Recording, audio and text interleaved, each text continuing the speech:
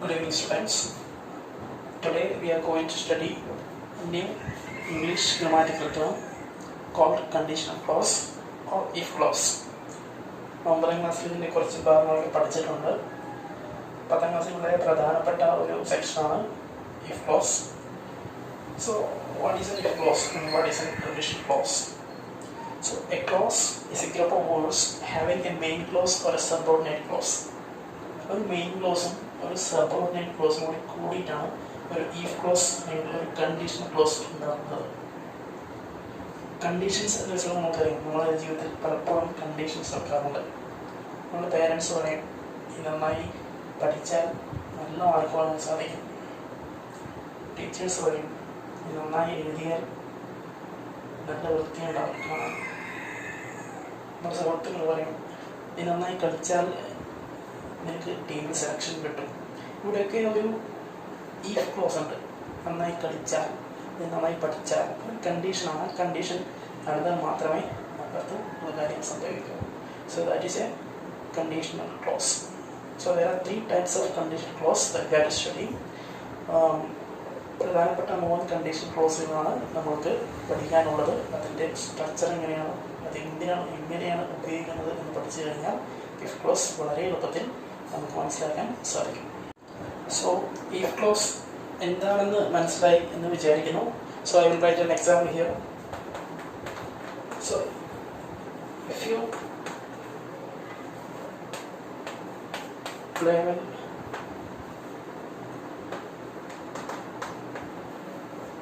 you will get selection.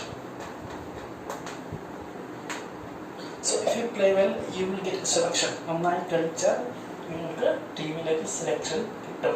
ഇവിടെ 2 ക്ലോസുകളാണുള്ളത്. If you play well അതാണ് ഒന്നാമത്തേത്, and you will get selection. ഇങ്ങനെ 2 ക്ലോസുകൾ അല്ലെങ്കിൽ 2 സെൻറ്റൻസുകൾ തമ്മിൽ ഒരുമിച്ച് വരുമ്പോഴാണ് അതൊരു ഈഫ് ക്ലോസ് അല്ലെങ്കിൽ ഈഫ് കണ്ടീഷണൽ അല്ലെങ്കിൽ കണ്ടീഷണൽ ക്ലോസ് ആയി മാറുന്നത്. സോ ഇവിടെ 2 സെൻറ്റൻസുകൾ എന്ന് പറഞ്ഞു. ഒന്ന് ഇഫിനാണ് തുടങ്ങുന്നത്.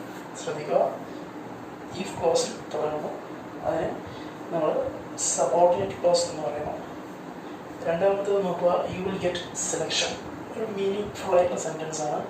ഓക്കെ, അതിനെ നമ്മൾ മെയിൻ ക്ലോസ് എന്നും പറയുന്നു. So you will get selection എന്നുള്ളത് കൃത്യമായിട്ട് അത് ഇഫ് യു പ്ലേ വെൽ എന്ന വാക്ക് ഒഴിവാക്കിയാൽ പോലും നമുക്ക് മീനിങ് ഫുൾ ആയിട്ട് ഉപയോഗിക്കാൻ പറ്റുന്ന ഒരു സെൻറ്റൻസ് ആണ്. സോ അതിന് അവിടെ യു വിൽ ഗെറ്റ് സെലക്ഷൻ എന്നുള്ളത് മെയിൻ ക്ലോസ് ആയിട്ടെന്ന് പറയും.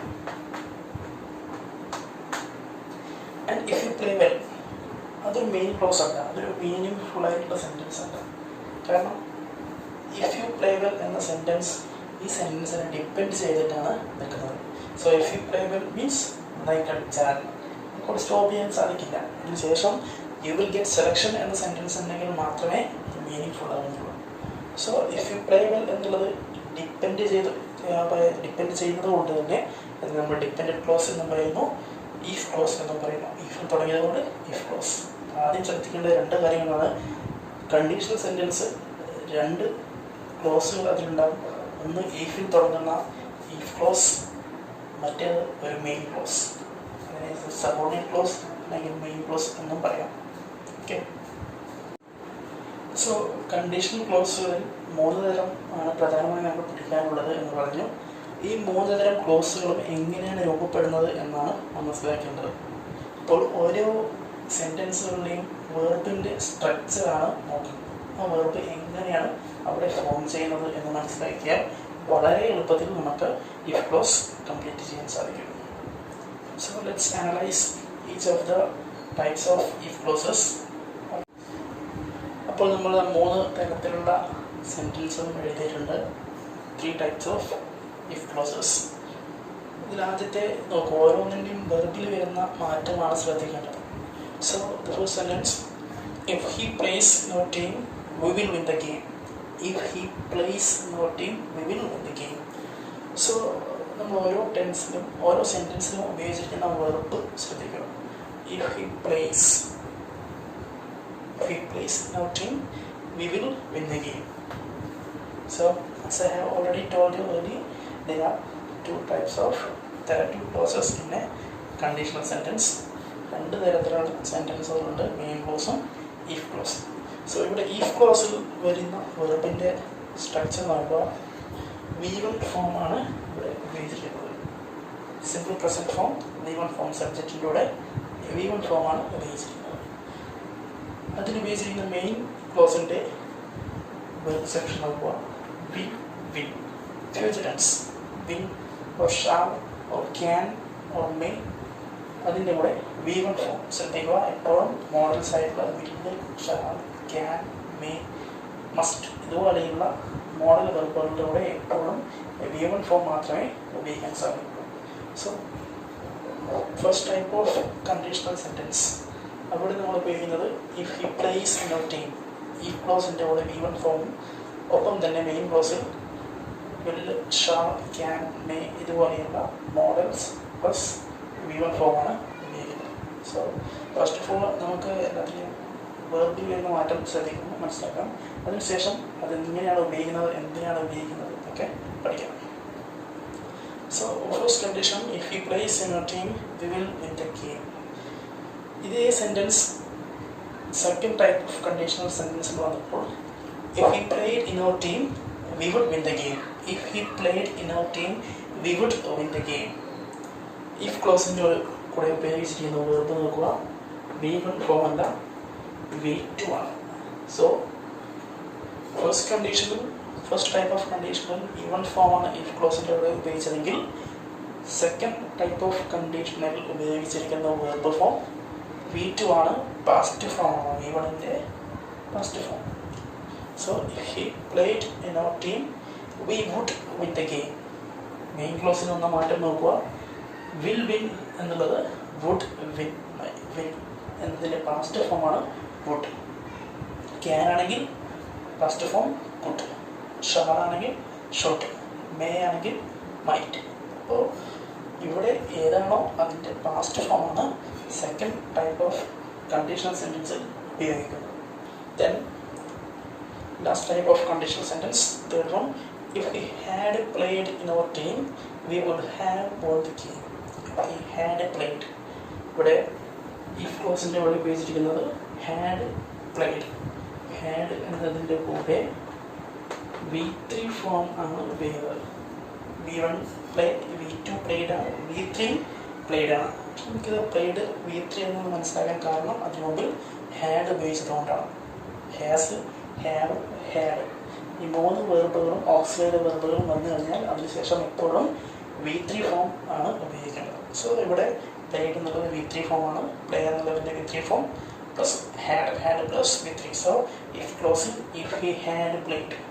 സോ ഫസ്റ്റ് ഫോമിൽ if he plays V1, second ഫോമിൽ if he played V2, third ഫോമിൽ if he had played had plus V3. ഇത്രയും ശ്രദ്ധിച്ചാൽ മതി. ഇഫ് ക്ലോസിൽ ഇവിടെ V1, ഇവിടെ V2, ഇവിടെ V3 ഉപയോഗിക്കുമ്പോൾ അതിനോട്ട് ഹാഡ് നിർബന്ധമായിട്ട് ഉപയോഗിക്കും. പാസ്റ്റ് പെർഫെക്റ്റ് ടെൻസ് ആണ് had plus V3. So if ക്ലോസിൽ ഇഫ് ഹി ഹാഡ് പ്ലേഡ് വന്നു. മെയിൻ ക്ലോസിൽ വന്ന മാറ്റം ശ്രദ്ധിക്കുക. Would plus have plus V3. So ഇവിടെ വിൽ വിൻ എന്നുള്ളത് ഇവിടെ വുഡ് വിന്നായി, ഇപ്പോൾ would plus have plus V3. അതാണ് തേർഡ് കണ്ടീഷൻ വരുന്നത്. തേർഡ് ടൈപ്പ് ഓഫ് കണ്ടീഷൻ വരുന്നത് would plus have plus V3. അതാണ് അവിടെയുള്ള വെർബിൻ്റെ change. So if he had played in our team we would have won the game. So just ഒരു അതിൽ വരുന്ന വെർബിൻ്റെ സ്ട്രക്ചേഴ്സാണ് ഇപ്പോൾ പറയുന്നത്. ഇത് നമുക്ക് ഓരോ തരത്തും അനലൈസ് ചെയ്യാം. അതെങ്ങനെയാണ് ഉപയോഗിക്കുന്നത്, എപ്പോഴാണ് ഉപയോഗിക്കുന്നത്, ചേഞ്ച് കൂടി നമുക്ക് ശ്രദ്ധിക്കാം. So first type of conditional sentence അതിനെ നമുക്ക് പ്രോബബിൾ കണ്ടീഷൻ എന്ന് പറയാം. ഫസ്റ്റ് ടൈപ്പ് ഓഫ് കണ്ടീഷണൽ സെൻറ്റൻസിനാണ് probable condition. So I am writing a sentence here. Just listen. If I run fast,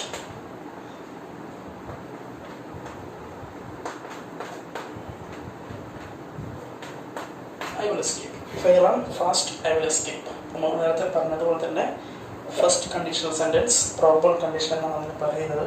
so probable കണ്ടീഷൻ്റെ verb നോക്കുക. If ക്ലോസിൻ്റെ കൂടെ V1 form run എന്നുള്ളത് V1 ആണ്. V1 ഫോം ഉപയോഗിച്ചു. അപ്പം തന്നെ ഐ വിൽ എന്നുള്ളത് I shawl escape, I can escape ഏതും വരാം. So if I run fast I will escape. So ഈ സെൻറ്റൻസിൻ്റെ അർത്ഥം ഇതെന്തിനാണ് ഉപയോഗിക്കുന്നത്, അല്ലെങ്കിൽ എങ്ങനെയാണ് ഉപയോഗിക്കുന്നത് എന്നൊക്കെ മനസ്സിലാക്കാം. So think there is a person here and ഇവിടെ ഒരു dog ഉണ്ട്. So there is a dog and here is a boy. So dog is far away from the boy and the boy is thinking that if I run fast I will escape. വളരെ ദൂരത്ത് ഒരു dog തന്നെ നോക്കി നിൽക്കുന്നത് കാണുന്നു. ആ കുട്ടി മനസ്സിൽ വിചാരിക്കുന്ന ഒരു കാര്യമാണ് if I run fast I will escape. ഞാനിപ്പോൾ ഓടിയാൽ രക്ഷപ്പെടാം. സോ വളരെ ദൂരെയാണ് ഡോഗുള്ളത്, രക്ഷപ്പെടാൻ സാധ്യത കൂടുതലുള്ള ഒരു സംഭവമാണ്. അതുകൊണ്ട് തന്നെ നമ്മളത് ഫസ്റ്റ് കണ്ടീഷൻ ഉപയോഗിക്കുന്നു. സോ അതാണ് പ്രോബബിൾ മീൻസ് മിക്കവാറും, എന്തായാലും ഏകദേശം സാധ്യതയുള്ള ഒരു കാര്യം. സോ ഡോഗ് വളരെ ദൂരെയാണ്, അതുകൊണ്ട് ഓടിയാൽ രക്ഷപ്പെടാനുള്ള സാധ്യത കൂടുതലാണ്. അതുകൊണ്ട് തന്നെ നമുക്കവിടെ പറയാം if I run fast I will escape. ഞാൻ ഇപ്പോൾ ഓടിയാൽ രക്ഷപ്പെടും. So there is a probability, there is a chance. So അതുകൊണ്ട് നമുക്കത് പ്രോബബിൾ കണ്ടീഷൻ എന്ന പേര് വന്നു. സോ അതിൻ്റെ verbal structure if I run V1 form, if ക്ലോസിൻ്റെ കൂടെ മെയിൻ ക്ലോസിൽ will plus V1. So second type of condition is possible condition. Probable മാറി പോസിബിൾ കണ്ടീഷൻ എന്നാണ് സെക്കൻഡ് കണ്ടീഷൻ ടൈപ്പ് ഓഫ് കണ്ടീഷൻസിനെ പറയുന്നത്. So that is possible condition. So if I run fast എന്നുള്ളതിൻ്റെ മാറ്റം നമ്മൾ നേരത്തെ പറഞ്ഞതുപോലെ തന്നെ ഇഫ് ഐ റൺ എന്നുള്ളത് V1 ആണ്, പോസിബിൾ കണ്ടീഷൻ ആണ്. സെക്കൻഡ് ക്ലോസിൽ വരുന്ന സമയത്ത് റൺ എന്നുള്ളത് റാൻ ആവും. സോ V1 എന്നുള്ളത് V2 ആവും. ഇഫ് ഐ റൺ ഫാസ്റ്റ്, അതിനുശേഷം മെയിൻ ക്ലോസിൽ വരുന്ന മാറ്റം വിൽ ആണെങ്കിൽ വോട്ട്, ഷാൾ ആണെങ്കിൽ ഷുഡ്, ക്യാൻ ആണെങ്കിൽ കുഡ്, മേ ആണെങ്കിൽ മൈറ്റ്. അപ്പോൾ അതിൻ്റെ പാസ്റ്റ് ഫോമാണ് ഉപയോഗിക്കേണ്ടത്. സോ ഇവിടെ ഐ വിൽ എസ്കേപ്പ് എന്നുള്ളതിന് പകരം I would escape. So these are the changes that happens for the verb and ഇതിൻ്റെ മീനിങ്, അതായത് ഏത് സന്ദർഭത്തിലാണ് നമ്മളത് ഉപയോഗിക്കുന്നത്. നമ്മൾ നേരത്തെ പറഞ്ഞ ഡോഗ് വളരെ ദൂരെയാണ്, കുട്ടിയും വളരെ ദൂരെയാണ്. പക്ഷെ കുട്ടി അങ്ങനെ ചിന്തിച്ചു, പക്ഷേ കുട്ടി ഓടിയില്ല. സോ ഇവിടെ ഉണ്ടായിരുന്ന ഡോഗ് അവിടെ നിന്നും കുറച്ച് അടുത്തെത്തി. So dog is here. ഇവിടെ ഉണ്ടായിരുന്ന ഡോഗ് കുറച്ചും കൂടി അടുത്തേക്ക് എത്തി. But even there is a chance, even there is A possibility that he can escape. രക്ഷപ്പെടാനുള്ള സാധ്യത ഇപ്പോഴും ഉണ്ട്. പക്ഷെ നേരത്തെ അത്രയും ഇല്ല, സാധ്യത കുറവാണ്. 50-50% ആ ഒരു രീതിയിലാണ് ഇവിടെ രക്ഷപ്പെടേണ്ട സാധ്യതയുള്ളത്. സോ കുട്ടി കൂടിയുണ്ട്, ഡോഗ് കുറച്ചുകൂടി അടുത്തെത്തി. So at the time the boy is thinking that if I run fast I would escape. ഞാനിപ്പോൾ ഓടിയാൽ രക്ഷപ്പെടും. അവിടെ സാധ്യത ഉണ്ട്, പക്ഷേ സാധ്യത കുറവാണ്. നേരത്തെ അത്രയും സാധ്യത ഇല്ല. 50% സാധ്യത മാത്രമേ ഇവിടെ നമുക്ക് പറയാൻ പറ്റൂ. അത്തരം കണ്ടീഷൻസ് പറയുന്നതാണ് പോസിബിൾ കണ്ടീഷൻ. രണ്ടാമത്തെ type, second type of condition sentence ഉപയോഗിക്കുന്നത്. അതിൻ്റെ ഉപയോഗം മനസ്സിലാക്കാം. If I run fast V1 എന്നുള്ളത് V2 ആകുന്നു. അപ്പം തന്നെ മെയിൻ ക്ലോസിൽ ഐ വുഡ് എസ്കേപ്പ്. വിൽ എന്നുള്ളതിൻ്റെ പാസ്റ്റ് ഫോം. ഇവിടെ ക്യാൻ ആണെങ്കിൽ കുഡ്, മേ ആണെങ്കിൽ മൈറ്റ്. എന്നിട്ട് പാസ്റ്റ് ഫോം മെയിൻ ക്ലോസിൽ ഉപയോഗിക്കുന്നു. Okay, then third type of conditional sentence, that is impossible condition.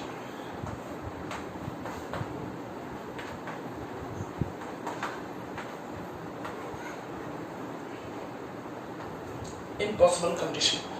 എന്താണ് ഇമ്പോസിബിൾ കണ്ടീഷൻ? ഇമ്പോസിബിൾ എന്ന് പറയുമ്പോൾ തന്നെ നമുക്ക് പറയാം അസാധ്യമായ, സാധ്യമല്ലാത്ത, നടക്കാത്ത കാര്യങ്ങൾ പറയുമ്പോഴാണ്, അത്തരം കണ്ടീഷൻസ് പറയുമ്പോഴാണ് നമ്മൾ third type of conditional sentence ഉപയോഗിക്കുന്നത്. That is impossible condition. നമുക്കതിൻ്റെ വെർബ് ഫോർമാറ്റ് നമ്മൾ ഓൾറെഡി പറഞ്ഞു കഴിഞ്ഞു. ഇഫ് ഐ റാൻ ഫാസ്റ്റ് എന്നതിന് പകരം തേർഡ് ടൈപ്പ് ഓഫ് കണ്ടീഷൻ സെൻറ്റൻസിൽ പാസ്റ്റ് പെർഫെക്റ്റ് ടെൻസ് ആണ് ഉപയോഗിക്കേണ്ടത്. അതായത് V3 ഫോം, അതിന് മുമ്പിൽ had. So if I had, റണ്ണിൻ്റെ V3 ആണ് റൺ, റാൻ, റൺ. V1ഉം V3യും സെയിം തന്നെയാണ്. V2 റാൻ എന്ന് കിട്ടും. അപ്പോൾ വെർബുകളുടെ V1, V2, V3 ഫോം നമ്മൾ പഠിച്ചിരിക്കണം. അത് വളരെ അത്യാവശ്യമാണ്. കാരണം terms and conditions V1, V2, V3 കൃത്യമായിട്ട് അറിഞ്ഞിരിക്കണം.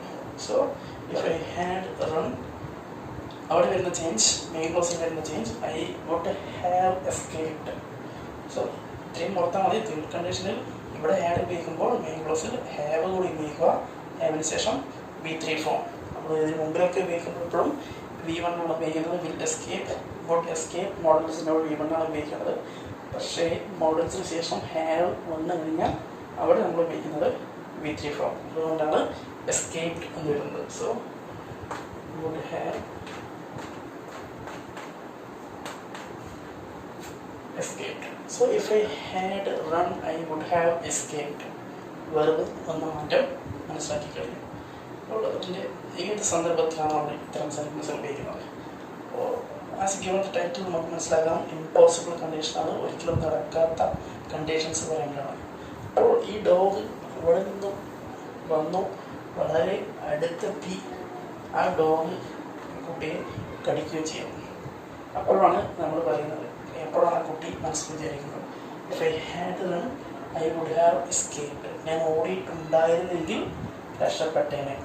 പക്ഷെ എനിക്ക് പറഞ്ഞിട്ട് കാര്യമില്ല, വളരെ അടുത്തെത്തി കഴിയുകയും ചെയ്യും. അപ്പോൾ ഇനി ഒരിക്കലും നടക്കാത്ത കാര്യം, സംഭവിക്കാത്ത കാര്യം പറയുമ്പോഴാണ് third type of condition sentence ഉപയോഗിക്കുന്നത്. അവിടെ വെർബിൻ്റെ ചേഞ്ച് മനസ്സിലാക്കുക. ഹാഡ് പ്ലസ് V3 ആണ് തേർഡ് കണ്ടീഷനിൽ ഇഫ് ക്ലോസിൽ വരുന്നത്. മെയിൻ ക്ലോസ് ഉപയോഗിക്കുമ്പോൾ would plus have plus V3, would have escaped എന്ന വേർഷൻ.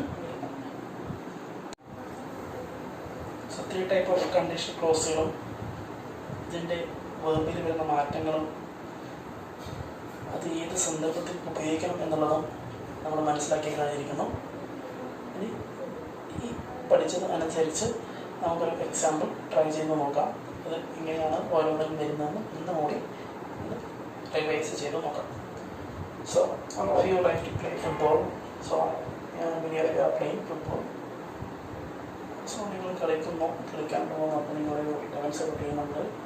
കളിക്കുന്നതിന് മുമ്പ് തന്നെ നിങ്ങളുടെ ടീം എല്ലാവരെയും കുറിച്ച് നിങ്ങൾക്ക് കൃത്യമായിട്ട് അറിയാം. സോ അങ്ങനെ പ്ലേ നിങ്ങളുടെ കൂടെ എപ്പോഴും കളിക്കുന്ന, ഏറ്റവും നന്നായി കളിക്കുന്ന ഒരു കുട്ടി നിങ്ങളുടെ കളിക്കാനില്ല. അപ്പോൾ നിങ്ങളുടെ മനസ്സിൽ വിചാരിക്കുന്ന ഒരു കാര്യമാണ്, if he plays in our team, he will score a goal. If he plays in our team, he will score a goal.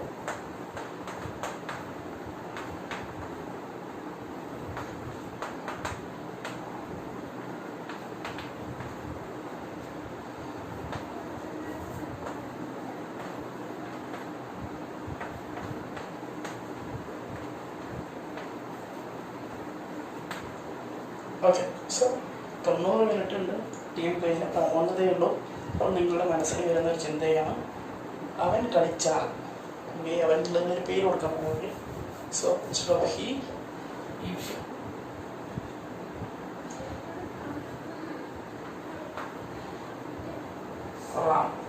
Ram plays in our team, he will score a goal. Ram എൻ്റെ ടീമിൽ കളിക്കുകയാണെങ്കിൽ അവനൊരു goal അടിക്കും, നമ്മൾ ജയിക്കുകയും ചെയ്യും. So 90 minute ഉണ്ട്, team lineup ആവുന്നതേ ഉള്ളൂ. ആരൊക്കെയാണ് കളിക്കുന്നത് ഫിക്സ്ഡ് ആയിട്ടില്ല.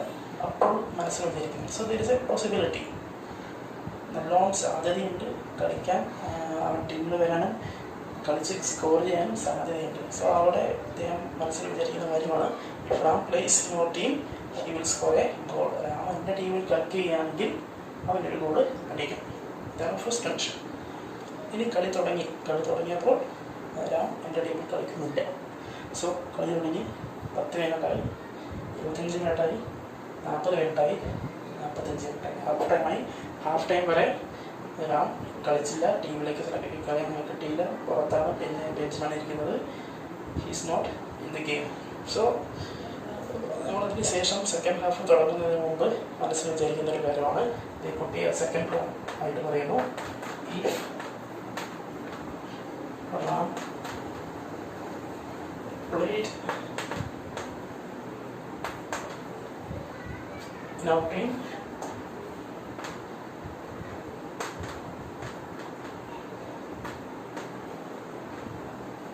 he would score a goal. വന്നിരിക്കുന്ന വെർബിലുള്ള ചേഞ്ച് നോക്കുക, അതാണ് ഏറ്റവും പ്രധാനം. ഇവിടെ പ്ലേസ് എന്നുള്ളത് ഇഫ് ക്ലോസ് പ്ലേസ് എന്നുള്ളത് ഇവിടെ പ്ലേഡായി, V1 എന്നുള്ളത് V2 ആയി, വിൽ സ്കോർ എന്നുള്ളത് വുഡ് സ്കോറായി. അപ്പോൾ അതിൻ്റെ സന്ദർഭ വ്യത്യാസം കൂടി മനസ്സിലാക്കുക. If Ram played in our team we would score a goal. Half ടൈമായി, ഇനി ഒരു 45 മിനിറ്റ് കൂടിയുണ്ട്. ഈ 45 മിനിറ്റിൽ വന്നു കഴിഞ്ഞാൽ ഗോൾ അടിക്കാൻ സാധ്യതയുണ്ട്.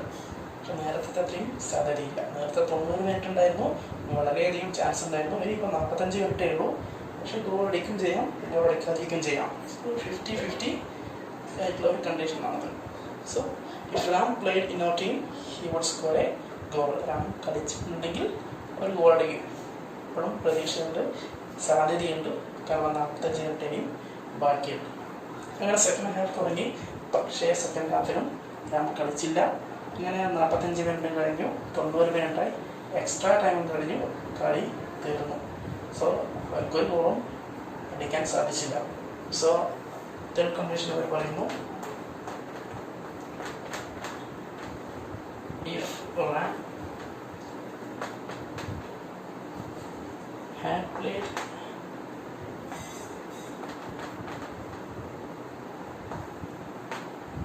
he would have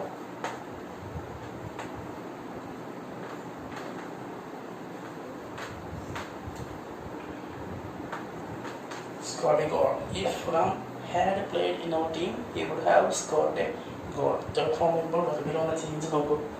Played, had played. And main ക്ലോസിൽ ഒന്ന് ചേഞ്ച് നോക്കുക. വിൽ സ്കോർ എന്നുള്ളത് second form would score. Third form വരുമ്പോൾ would plus have plus with. So would have scored. So if Ram had played in our team he would have scored a goal. So ഇവിടെ എന്താണ് സംഭവിക്കുന്നത്? റാം കളിച്ചില്ല, 90 മിനിറ്റും കഴിഞ്ഞു, extra ടൈമും കഴിഞ്ഞു, കളി തോൽക്കുകയും ചെയ്യും. അപ്പോൾ മനസ്സിൽ വെച്ചിരിക്കുന്ന ഒരു കാര്യമാണ്, റാം നമ്മുടെ ടീമിൽ കളിച്ചിട്ടുണ്ടായിരുന്നെങ്കിൽ അവനൊരു ഗോൾ അടിച്ചാണ്. സോ പക്ഷേ അതിനൊരു സാധ്യതയുമില്ല. കളിയുടെ സമയം കഴിഞ്ഞു, അധികം കളിച്ചില്ല. So there is no possibility. So it is an impossible condition. So these are the 3 types of conditional sentence. I think you have understood all of them. Try to ask doubts if you have. Hope you have understood the lesson. If കണ്ടീഷനെ കുറിച്ച് ഈ 3 വിഭാഗത്തിൽ നിന്നാണ് പ്രധാനമായും നിങ്ങൾക്ക് ചോദ്യങ്ങൾ വരാൻ സാധ്യതയുള്ളത്. ഇഫ് കണ്ടീഷൻ എന്ന് പറയുമ്പോൾ ആ 3 കണ്ടീഷൻ്റെയും പ്രധാനപ്പെട്ട വെർബിന് വരുന്ന മാറ്റങ്ങളാണ് നമ്മൾ മനസ്സിലാക്കുന്നത്. കാരണം എക്സാമിന് ചോദിക്കുന്നത് ഒന്നുകിൽ ഒരു ഇഫ് ക്ലോസ് തന്നിട്ട് അതിൻ്റെ സെക്കൻഡ് ടൈപ്പ് അല്ലെങ്കിൽ തേർഡ് ടൈപ്പിലേക്ക് കൺവേർട്ട് ചെയ്യാൻ വേണ്ടിയിട്ട് ചോദിക്കാൻ സാധ്യതയുണ്ട്. അല്ലെങ്കിൽ സെൻറ്റൻസ് ഇഫ് ക്ലോസോ അല്ലെങ്കിൽ മെയിൻ ക്ലോസോ തരും. ഏതെങ്കിലും ഒരു സെക്ഷൻ മാത്രം നിന്ന് ബാക്കിയുള്ളത് ഫിൽ ചെയ്യാം. For example, if I wrote novel I dash. So ഇതാണ് നിങ്ങൾക്കുള്ള question. You have options. I will sell, would sell,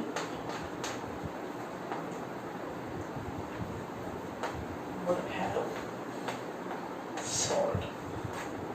So if clause തന്നിട്ടുണ്ട്, if I wrote a novel I dashed.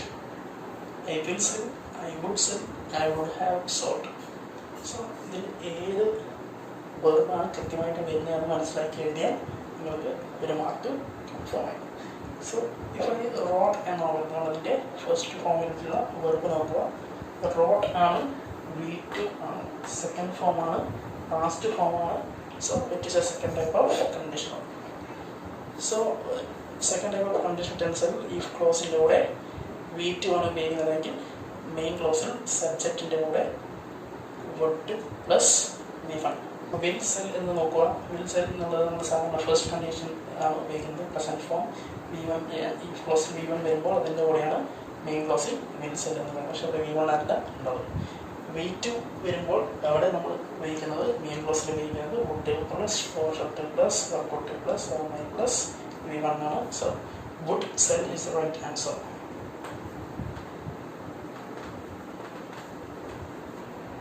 So if I write a novel എന്നാണെങ്കിൽ I will sell.